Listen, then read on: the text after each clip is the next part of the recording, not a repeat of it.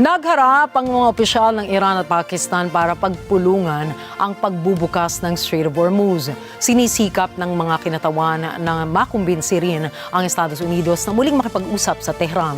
Marjorie Quintos para sa report. Nagpulong sina Iranian Foreign Minister Abbas Araghchi at Pakistani Interior Minister Mohsin Naqvi sa Tehran sa harap ng pagsisikap ng Islamabad na pagkasunduin ang Tehran at Washington kaugnay ng sigalot sa gitnang silangan. Bunsod ng naturang hakbang diplomatiko, nabuhay ang pag-asa ukol sa ikasusulong ng mga pagsisikap na tapusin na ang gyera sa Iran at ibalik na ang katatagan sa shipping routes sa rehiyon.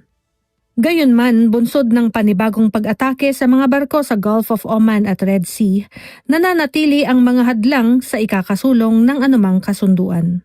Ayon sa mga opisyal ng Iran, malapit na nilang matapos ang isang shipping lane agreement sa Oman kaugnay ng Strait of Hormuz kasabay ng pagkikipag-ugnayan sa Washington gamit ang intermediaries.